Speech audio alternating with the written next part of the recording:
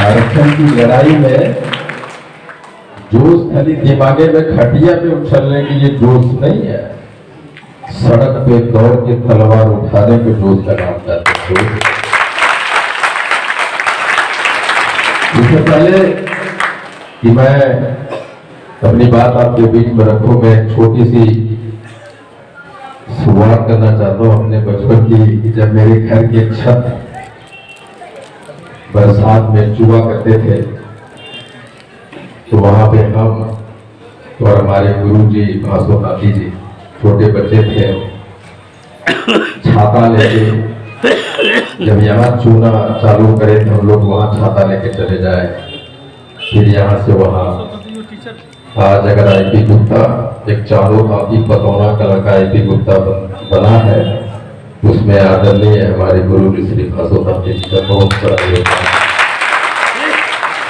IP Gupta जिंदाबाद, IP Gupta जिंदाबाद, master साहब जिंदाबाद, इंजीनियर आईपी गुप्ता जिंदाबाद। ये शख्स बदले नहीं, पहले जैसे थे, पहले थोड़ा गुस्सा इनको ज्यादा आता था, पता नहीं पत्नी की वजह से गुस्सा कम हुआ है कि जिम्मेदारियों की वजह से गुस्सा कम हुआ है। मेरी जिम्मेदारी की वजह से तो गुस्सा नहीं बढ़ता, लेकिन मेरी पत्नी मेरी गुस्सा जरूर कम कर देती है। Thank you sir, thank you very much. हमारे मंच पे अखिल भारतीय पान महोत्सव के इस सभा की अध्यक्षता कर रहे श्री मुकेश मंडल जी, राष्ट्रीय प्रदेश अध्यक्ष, हमारे गार्जियन अभिभावक श्री सुभाष ठाकुर जी, सोशल मीडिया के चेयरमैन ज्ञानो गुप्ता जी, बांका के जिला अध्यक्ष श्री गौतम मांझी जी, उनके साथ बैठे अमृत हाथी जी, निरंजन एक ही बार में काम चलाते हैं, रामदेव जी, बहुत सारे लोगों को नाम मैं नहीं जानता, सारे युवा साथी लोग, परमानंद बाबू, और जितने भी छूट गए वो सारे जी, मेरी माताएं, बहनें, भाइयों और दोस्तों।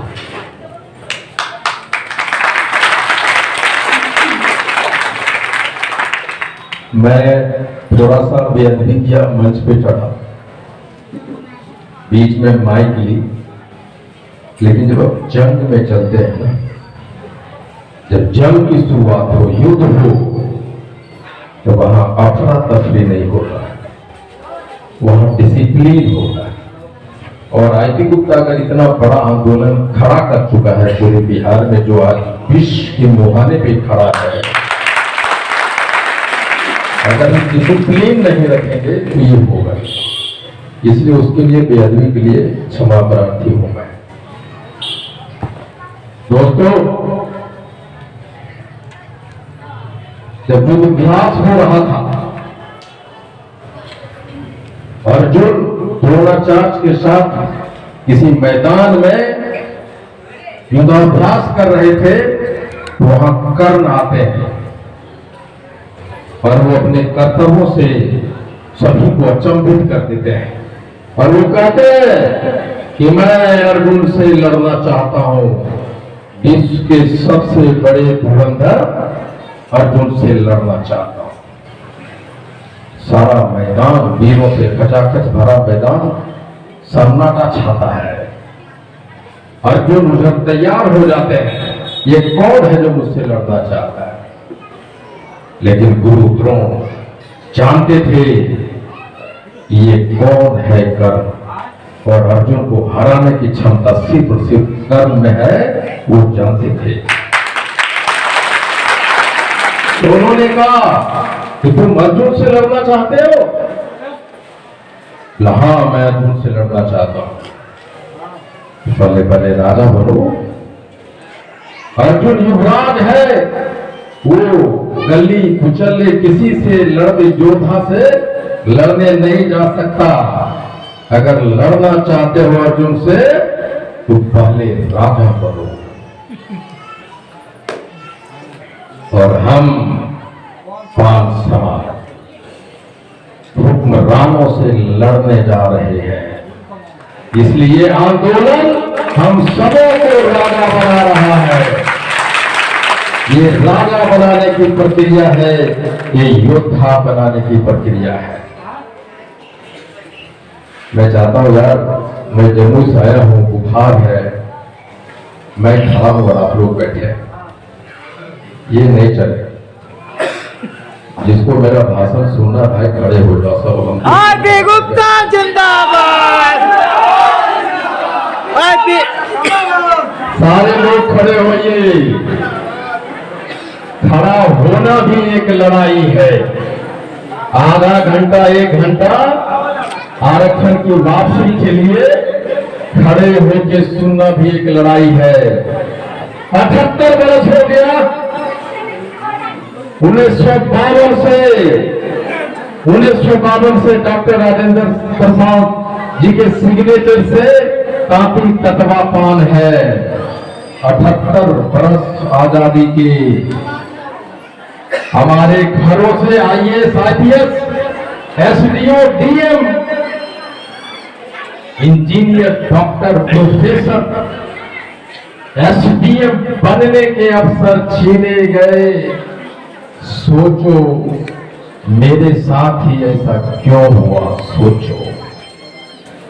नीतीश कुमार जी जब आरक्षण छीने गए तो हम लोगों ने उनको मिलने के लिए बार बार कोशिश किया, लेकिन माननीय मुख्यमंत्री जी ने इतना भी जहमत नहीं उठाया कि पान समाज के ऊपर आए इस आपदा के समय में भी उनसे मिला जाए। उन्होंने मिलने से इनकार किया। सोचो क्यों इनकार कर दिया, सोचो। प्रकृति के नियम को बदलते हुए, प्रकृति का नियम है पूरे विश्व में लागू होता है कि जो बच्चा जिस जात में पैदा होता है, जो बच्चा जिस जात में पैदा होता है, मरने तक वो उसी जात में रहता है।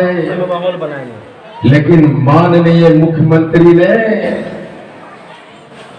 प्रकृति के नियम को बदलते हुए 2015 के बाद पैदा हुआ पान समाज का बच्चा, जो पान समाज में पैदा लिया, और 12 अगस्त के रात को माननीय मुख्यमंत्री कलम कसाई बनते हैं और सिग्नेचर करते और कहते हैं, ये पान समाज के बच्चे, मैं प्रकृति के नियम को बदलता हूं और तुम्हें पान से काफी ततवा करता हूं।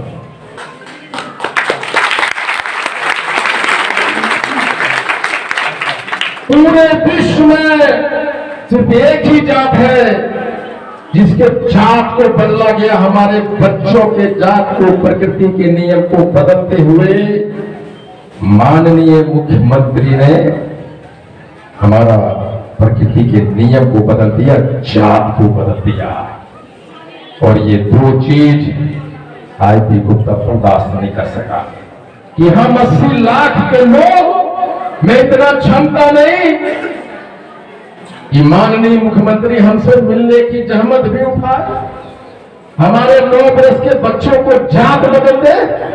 इससे बड़ा तमाचा पूरे पान समाज के ऊपर नहीं लगा सकते थे आप माननीय मुख्यमंत्री जी। और जब आपने ऐसा किया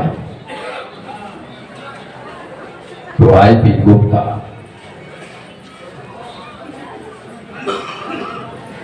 उस रात दिल से रोया। मैंने पूछा कि आईपी गुप्ता तुम करोड़पति है, तुम्हारे पास बड़ी बड़ी गाड़ियां, बड़े बड़े फ्लाइट में चलते हो, बड़े बड़े घर हैं, लेकिन तुम अपना हैसियत बताओ आईपी गुप्ता, तुम अपना हैसियत बताओ। जब तुम्हारे बच्चों को जाति बदला जा रहा है, ये तुम्हारे स्वर्ग, ये तुम्हारे महल किस काम के हैं आईपी गुप्ता बताओ। आईपी गुप्ता जिंदाबाद। आईपी गुप्ता जिंदाबाद। आईपी गुप्ता जिंदाबाद।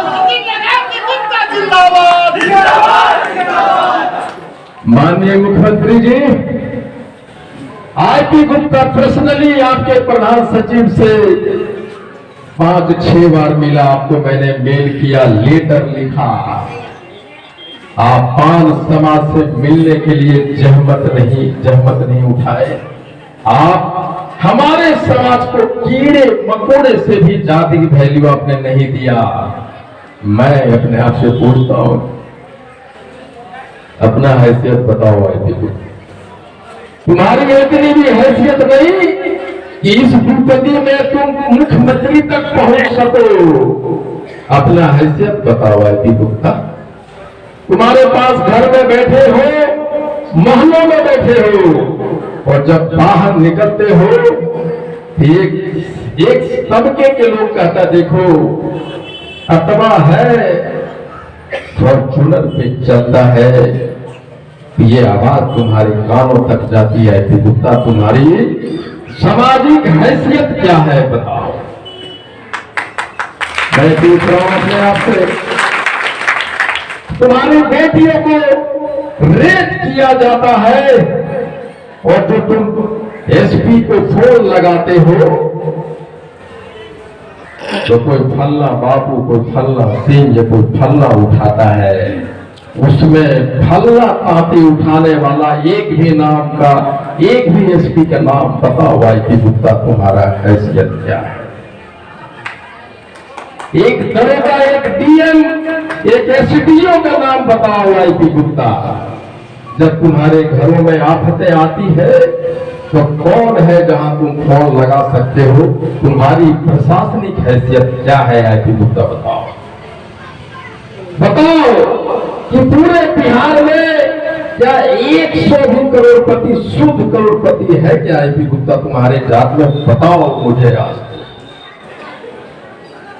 अगर हम 1978 से अगर शेड्यूल कास्ट होते तो हमारा अधिकार था, तो पूरे बिहार में आज के डेट में 300-400 आईपीएस से बाल समाज पैदा कर चुका होगा,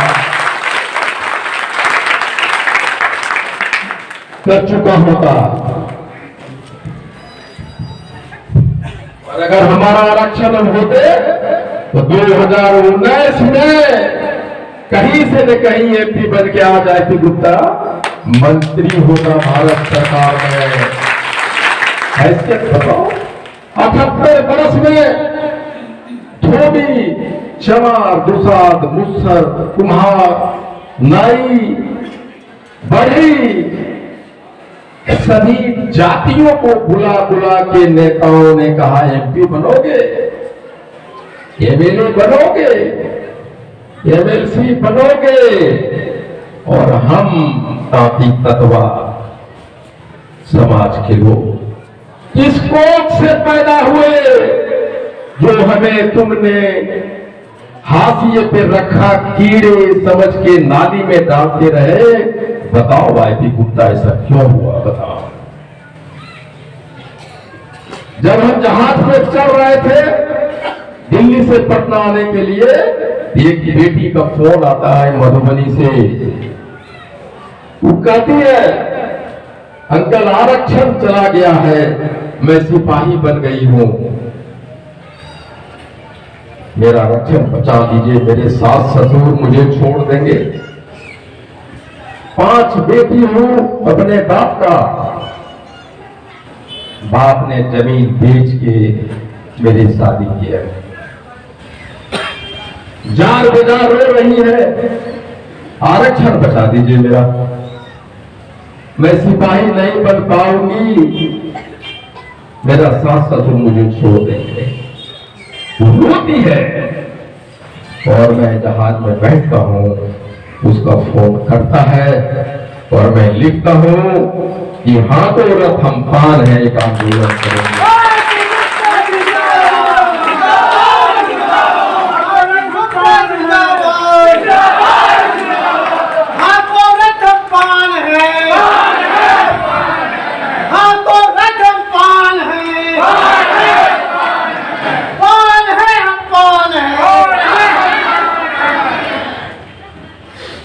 ये कपड़ा बनाने वाले जात जिसने पूरे विश्व के पूरे भारत को कपड़ा बना के वस्त्र से तन को ढकने का काम किया हम लोगों ने। और उसी कपड़े बनाने वाले जात को माननीय मुख्यमंत्री जी और मोदी जी आपने चीर हरण किया है। और जब जब चीर हरण हुआ है तब तब महाभारत हुई है। और जब जब महाभारत हुआ है तो दुशासन के जांग तोड़े गए हैं। हम कभी नहीं चाहते थे कि हम इस मोड़ पे मिले आपसे। हमने आपको गले लगाया, हमने नरेंद्र मोदी जी को गले लगाया, हमने नीतीश जी को गले लगाया। और आप दोनों ने मिलके हमारे समाज का आलिंगन बंद किया है, हमारी हड्डियां तोड़ी है आपने। हम महाभारत के मैदान में खड़े हैं और आपको ये कहने के लिए आए हैं कि माननीय मुख्यमंत्री जी, आप राजनीति के बहुत बड़े चाणक्य हैं। इस बात को आईपी गुप्ता मानता है, आपका कदर भी करता है। लेकिन आपने अपने जीवन की पहली और आखिरी राजनीतिक भूल की है। वो भूल है कि आपने हमें पाल समाज को कीड़े मकोड़े समझने की गलती कर बैठे हैं माननीय मुख्यमंत्री जी।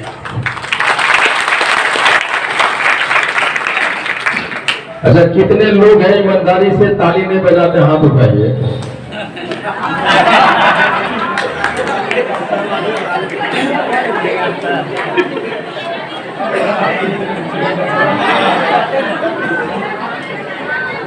कितने लोग ताली बजाए हाथ उठाइए।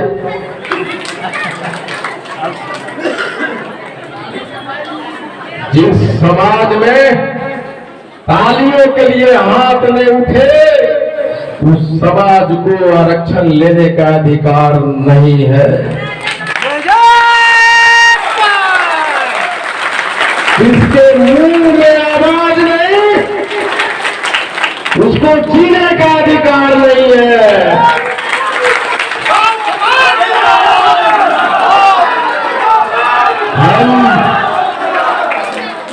हम बोले नहीं, हम लड़े नहीं। इसीलिए 78 वर्ष में सभी जातियों का युग आया, पान युग नहीं आया। क्योंकि हमने लड़ा नहीं, हमने लड़ने के लिए कभी सोचा नहीं। हमारी बेटियों के सहरसा में, जमुई में, बांका में रेप होते रहे और हमारे बाप दादाओं ने कहा कि बेटा, ये बात किसी को मत बताना कि तुम्हारी बहन की रेप हो गई है। वो ताकतवर जात है, तुमको जान मार देगा, घर में चुप हो जा। और रेप पे रेप होते रही, हमारी बेटियां जिंदगी भर सिसकती रही। मैं कहता हूं, जब तुम्हारे बहन की तरफ कोई आंख उठाकर देखे तो तलवार निकालो, उसके घर में घुसे,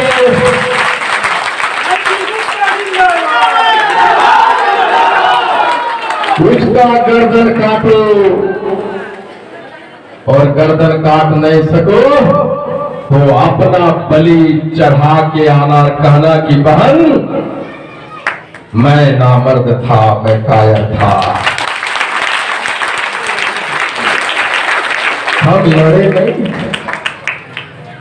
हमारी आवाज नहीं, ये भीड़ हमारा और यहां कोई और बैठा हुआ होता था।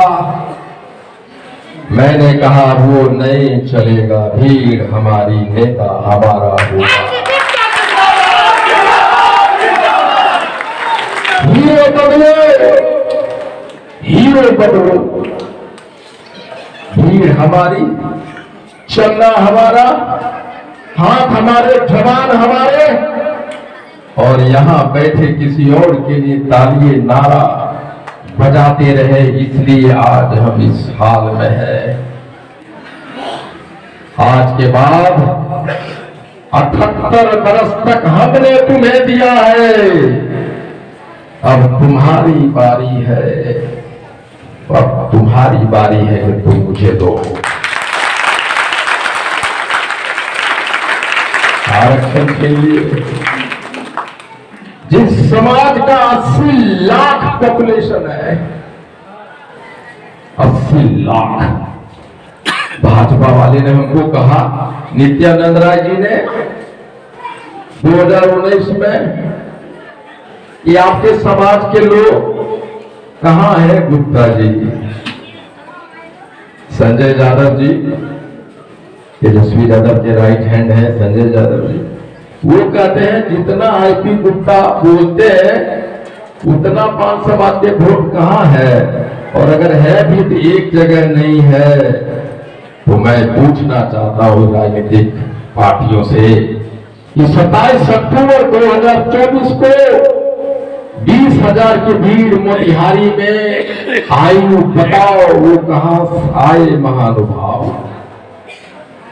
सहरसा में 60,000 की भीड़ जो जुटी थी वो कहां से आया, बताओ मुझे।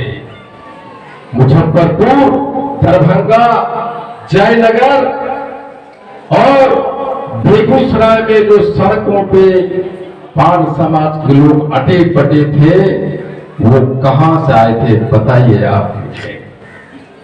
80 लाख, 50-60 लाख वोट, 150 विधानसभा, 5,000 से लेके 75,000 तक वोट, समझते हैं इसका मतलब? 5,000 से 75,000, 150 विधानसभा, इसका मतलब ये होता है कि 150 विधानसभा पे सीधा हरा देने की क्षमता है पान समाज को। जो 150 विधानसभा पे सीधे आपको हरा सकता है, वो समाज कमजोर कैसे हो सकता है?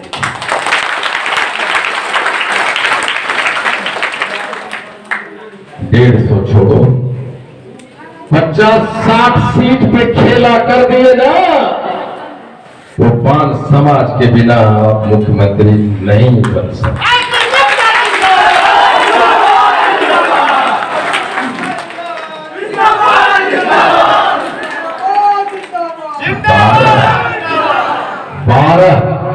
12 लोकसभा सीट को लेके माननीय मुख्यमंत्री जी अमित शाह के कान में चमेटा देते रहते हैं, ये कीजिए तो ठीक है, ये कीजिए तो ठीक है, वरना कुर्सियां छीन लेंगे। लेकिन शायद उन्हें पता नहीं कि 20 लोकसभा सीट पे 2 लाख से 4.5 लाख तक वोट है पान समाज का। इसका मतलब क्या हुआ? इसका मतलब यह है कि दिल्ली जाने की रास्ता इस 20 सीट होकर गुजरती है, और अगर पान समाज वहां अपना पैर अंगद की तरह अड़ा दिया तो आपके और पीएम के कुर्सी के बीच में 2000 माइल्स का दूरी बढ़ जाएगा। माननीय मुख्यमंत्री जी, प्रधानमंत्री जी, और हम कमजोर, आप हमारा आरक्षण छीन लिया। हमने पूछा, इतना ताकत होने के बाद भी आईपी गुप्ता तुम कमजोर कैसे? माननीय मुख्यमंत्री, कांग्रेस ने धोखा दिया। 1992 में लालू जी की पार्टी ने 3 महीने की आरक्षण दिया, 15 साल तक राज किया, वोट लिया। चिट्ठी इसके वजह से वहां से निकलना था, नहीं दिया। क्या कारण था?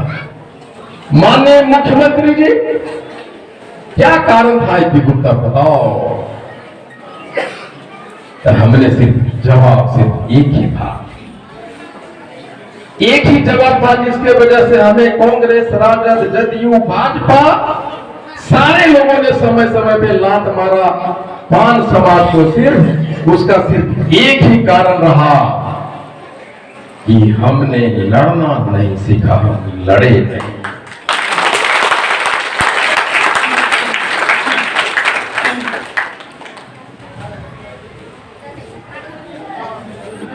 अब जो महिलाएं जा रही है,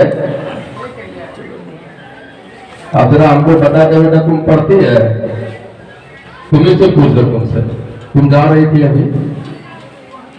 अगर तुम जा रहे थे, तुम्हारे वैसे सोच की वजह से हमारा आरक्षण छीना है। जो समाज 2 घंटा आरक्षण के लिए खड़ा नहीं हो सकता, एक जगह बैठ नहीं सकता, वो 78 बरस क्या, हजारों बरस तक गुलाम रहेगा, बनता रहेगा। हम पान समाज नामर्दों की भाग रहे हैं और इसीलिए गुलाम रहे हैं। 2 घंटे हम यही कहने आए हैं कि आंदोलन कैसे होता है। हम तुम्हें तलवार दिखाने आए हैं, रिवॉल्वर देने आए हैं। तुम अगर 2 घंटे खड़े रहो पैर पे आरक्षण के नाम पे, लड़ाई ये भी होता है। तुम दिन भर यहां भूखे रहे, आईपी गुप्ता के इंतजार करते रहे, तो लड़ाई इसको भी बोलते हैं। और हम सारे, तुम जिंदगी भर लड़ते हो, तुम जिंदगी भर लड़ा है अपने बेटी के लिए, दहेज जुटाने के लिए, 5 लाख रुपया के लिए जिंदगी भर लड़े हो। चेन्नई में तुम्हारा बेटा काम कर रहा है, उसके इंतजार में आपकी आंखें सूखती है, वो भी एक लड़ाई है जो रोज लड़ रहे हो। आप अपने बच्चों को पटना में पढ़ाने के लिए चूड़ियां बेच रहे हो, 78 बरस से लड़ाई है। और इस लड़ाई को खत्म करने के लिए आईपी गुप्ता आंदोलन लेके चला है।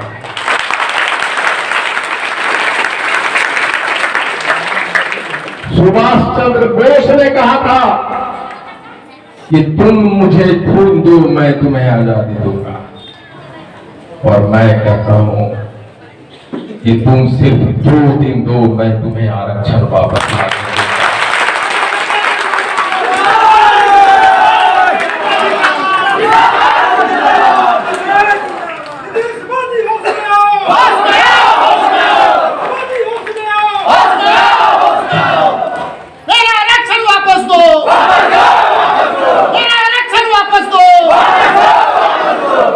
जब गौतम बोलता है कि मेरा आरक्षण वापस दो, तो इसका मतलब सिर्फ इसका न होता, हमारा आरक्षण वापस दो।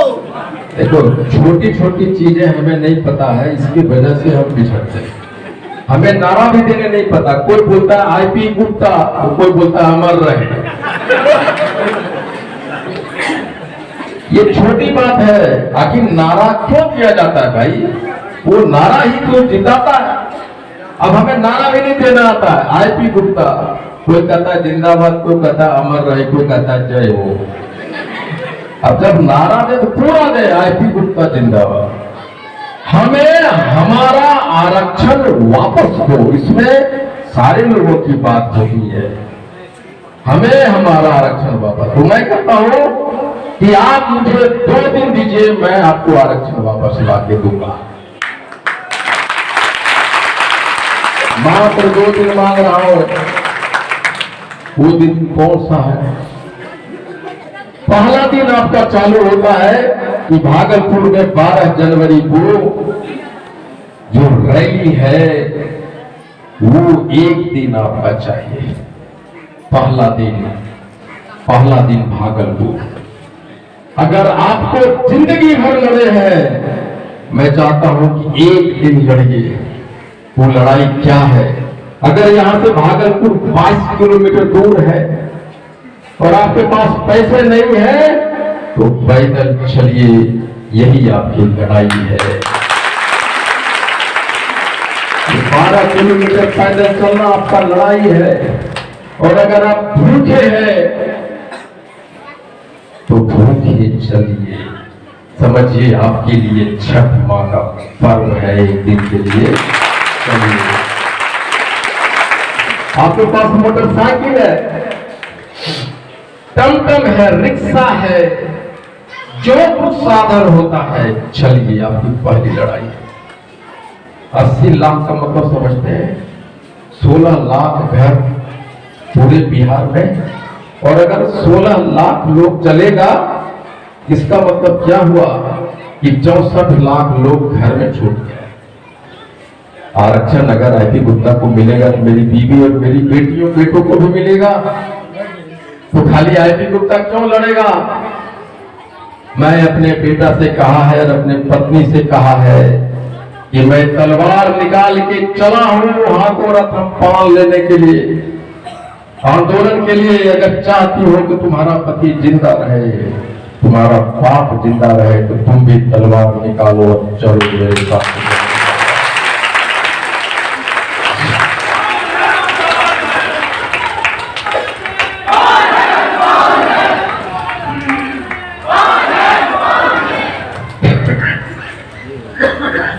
पूरा लाभ 64 लाख घर में छोड़ दिए, इसलिए अगर 5 आदमी है तो एक आदमी को घर पे छोड़िए, घर की रखवाली करने के लिए 4 के 4 निकलिए और चलिए भागलपुर, तब हम 60 लाख लोग पहुंच पाएंगे। पहला दिन भागलपुर और दूसरा दिन आखिरी लड़ाई गांधी मैदान, गांधी मैदान। गांधी मैदान में अगर 10 लाख लोग जिस दिन 10 लाख लोग जिस दिन गांधी मैदान को हम भर दिए, उस दिन मैं बता दूंगा कि आरक्षण आपको किस दिन मिलेगा, लिख दूंगा।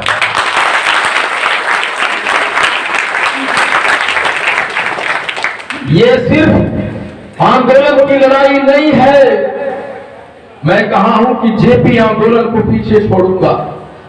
10 लाख लोग एक जाति का, और जेपी आंदोलन को 100 जातियों को मिला के 10 लाख पूरा किया उन्होंने, और हम सिर्फ एक जाति से खचाखच भर देने वाले हैं। तो जेपी आंदोलन को 100 गुना छोटा कर दिया कि नहीं कर दिया, हाथों रथम पान आंदोलन। और जिस दिन 10 लाख होगा, आरक्षण तो मिलेगा ही, 10 एमएलए आपको पैदा करके देगा आईपी गुप्ता। जेपी आंदोलन हुआ, कांग्रेस की सत्ता गई, लेकिन सैकड़ों नेता पैदा हुआ। कोई मुख्यमंत्री बना, लालू जी, नीतीश कुमार, शरद यादव, मुलायम सिंह यादव, पता नहीं कौन कौन सरकार गिराई, नेता बने, प्रधानमंत्री बने, मुख्यमंत्री बने, और अपने लोगों के लिए कानून बनाया।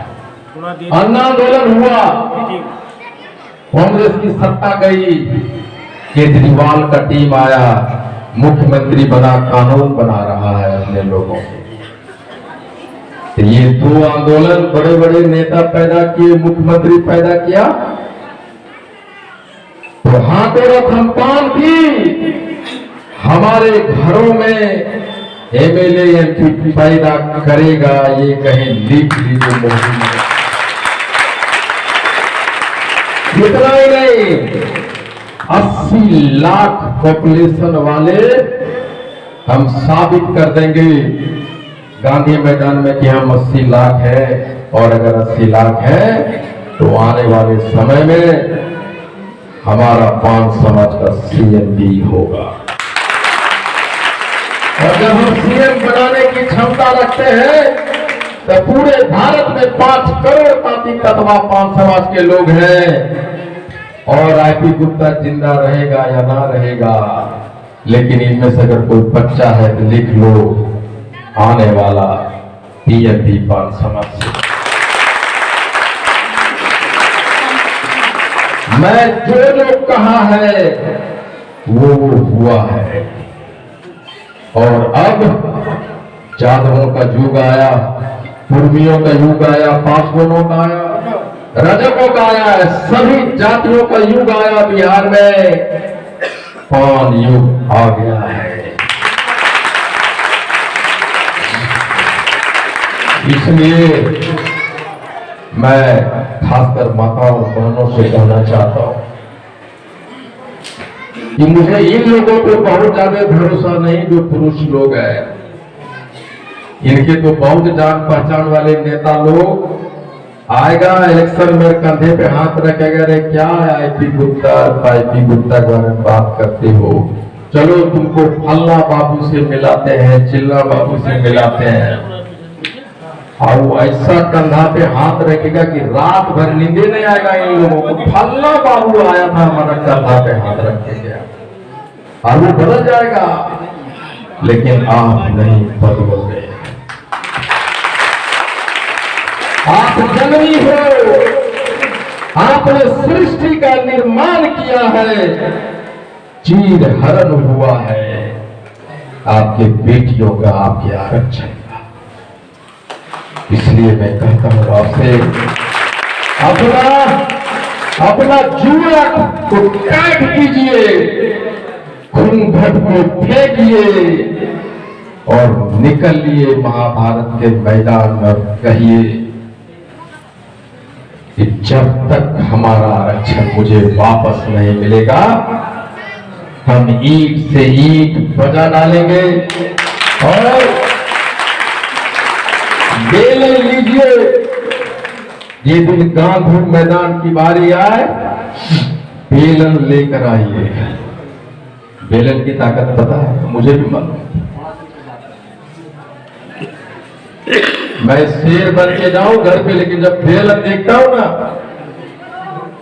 तो मुझे पता चलता है कि आईपी गुप्ता तुम्हारा हैसियत क्या है। इसलिए बेलन लीजिए, ये प्रतीक होगा हमारे हक की लड़ाई का।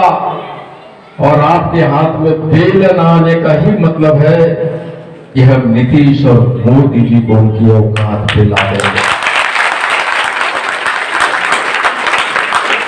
हम सीधे साधे लोग हैं, लेकिन कमजोर नहीं है, ये उन्हें प्रूव करने की वक्त आ गया है।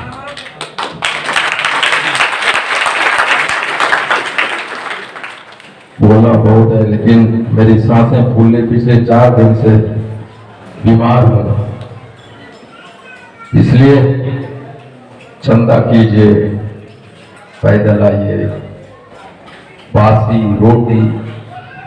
एक शंभू सिंह पत्रकार है, नेशनल दस्तक चलाते हैं, वो आए थे मुजफ्फरपुर रैली को कवर करने के लिए, और रात में हमको कॉल किए, गुप्ता जी आपके साथ चाय पीनी है।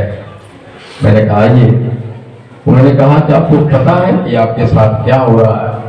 लेकिन मैं तो ये जानता हूं कि मैं आंदोलन कर रहा हूं। बोला नहीं, हमने काशी राम की रैलियों को कवर किया है, हमने मायावती की रैली को कवर किया है, और हमने देखा कि मायावती के रैलियों में लोग सत्तू, भुंजा, बासी रोटी, बासी भात लेके मैले कुचैले कपड़े पहन के आते थे लोग। तब चमार का उदय हुआ, चमार युग का उदय हुआ। और यही चीज हमने मुजफ्फरपुर में देखा है कि पान समाज की महिलाएं भुंजा, पकौड़ी, बासी भात, बासी रोटी लेकर आई थी और आपका इंतजार कर रही थी। पान युग आने वाला है आईपी गुप्ता जी। इसलिए छोटा सा कष्ट कीजिए, 2 दिन दीजिए, 2 दिन मात्र। पहला दिन आइए भागलपुर का मैदान, और आपको बता दूं सहरसा के बाद भागलपुर का है। भागलपुर में 4 लाख तांती तत्व है, 4 लाख। आपको पता है 4 लाख कितना एमएलए का सीट?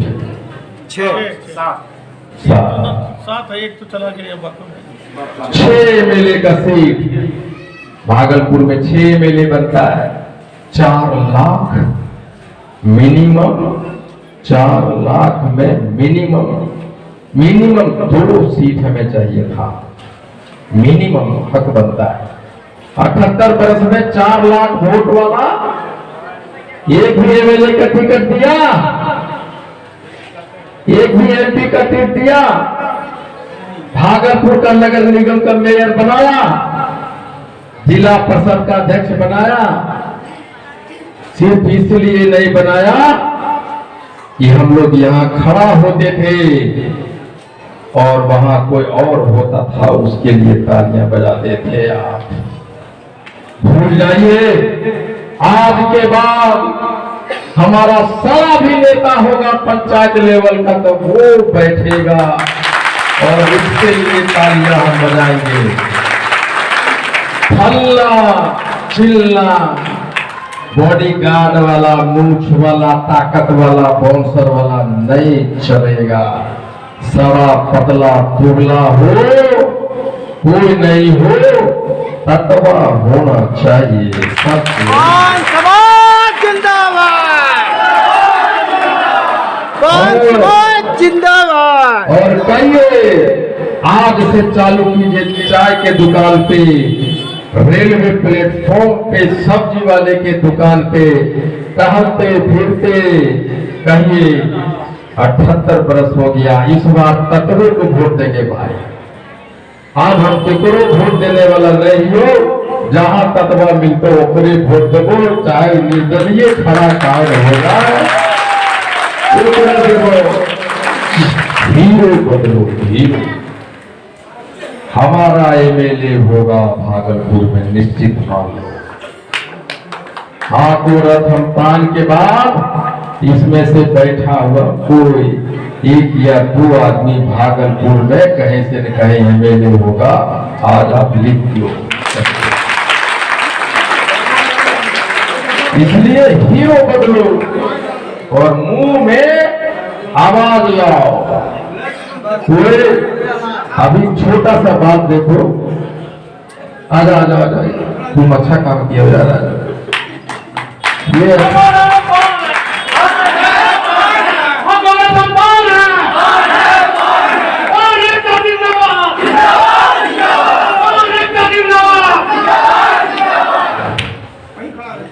जैसे अभी हम जा रहे थे, छोटा सा बात बताते हैं। ये इधर इधर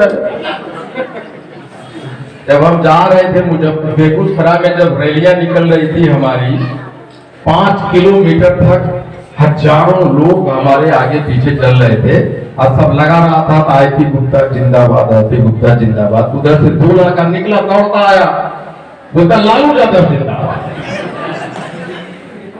समझिए कितना बड़ा बात कर गया। हमारे हजारों की भीड़ में है, आईपी गुप्ता जिंदाबाद हो रहा है, वहां से 2 लड़का दौड़ के आया और मेरे सामने बोलता लालू यादव जिंदाबाद। वो 2 लड़का बनो।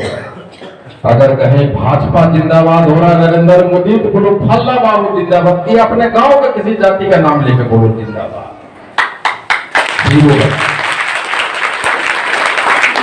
कितना लोग खैनी खाता? हाथ उठाइए। हाँ ठीक है, आप खैनी खाते? जितना बार खैनी खाते हो, मारते हो ऐसे, जितना बार मारते हो उतना बार। इस बार तो गलत खतरे के लिए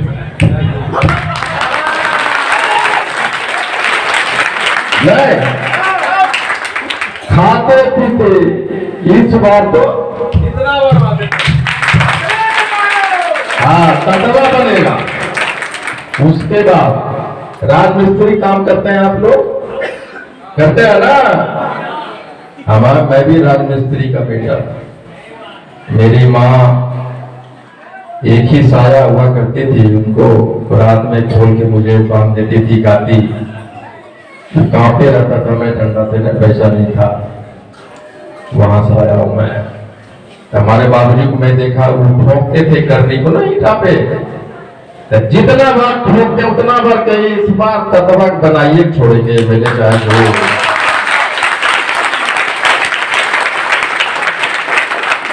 और आप जब बेलन है ना, जब आप आटा शांति है रात में, शांति है तो बोलते हैं ना उसको, एक मोदी नीतीश आरक्षण छीन लिया है हमारा, तो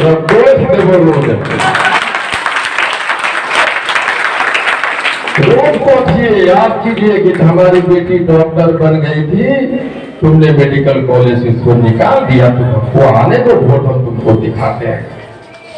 कहने का मतलब ये है कि जीवन के रोजमर्रा में जीते मरते रोज हर पल सिर्फ एक ही सपना है कि लड़ना है।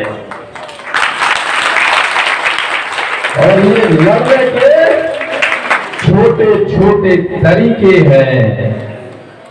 बोथना, थपकी लगाना, करनी से याद करना। इस बार अगर हमारा एमएलए होता तो माननीय मुख्यमंत्री जी हमसे मिलते नहीं, मिलते।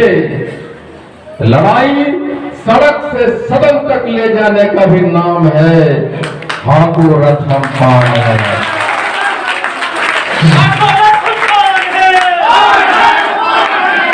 अच्छा, कितना लोग को लग रहा है कि देखने में ये काला कलूटा आदमी अपना चेहरा लेके सामने खड़ा है, कितना बोर हो गए बताइए, हाथ उठाइए तो। देखे, वाह, एक भी आदमी मेरा चेहरा पसंद नहीं है। चलिए मेरे साथ नारा लगाइए, नीतीश मोदी होश में आओ। आप आती है कि लालगंजी वाले, ये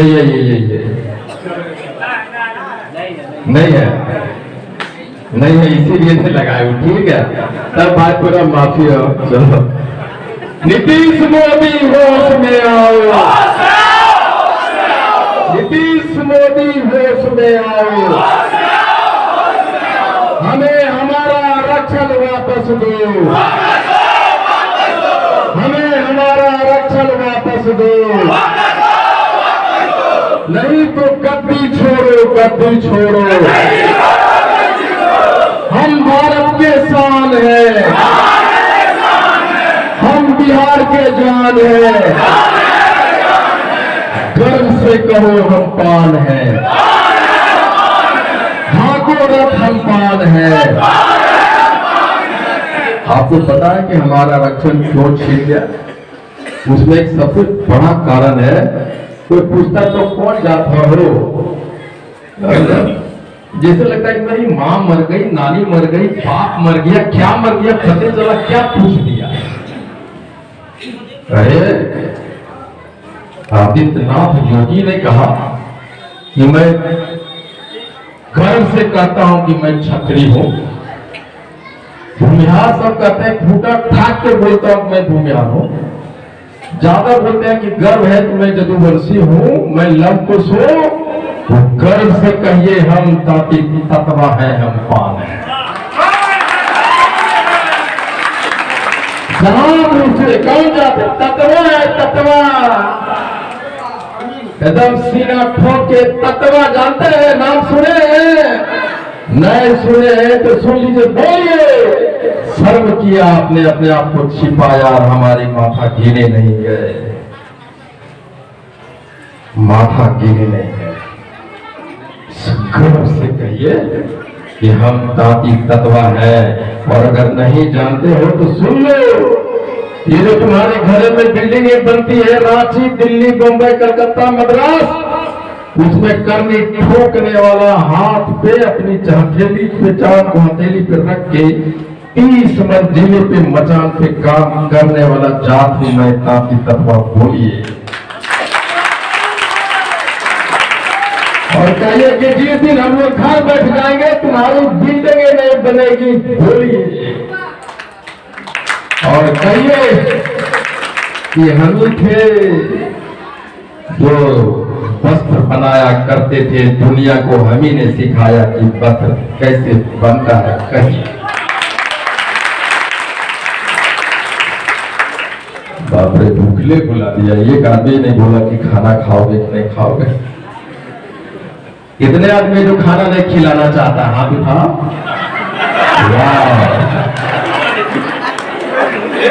बहुत बहुत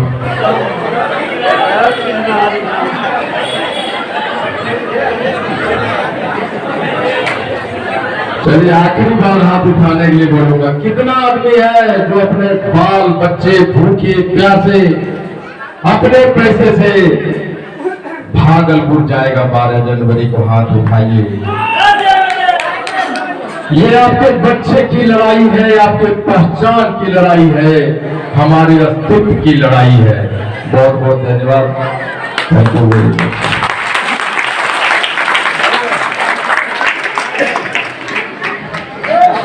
जी ने बताया कि 12 जनवरी को पूरे भागलपुर जिला को भरना है। आप लोग तैयार हैं? बहुत बहुत धन्यवाद आप लोग का।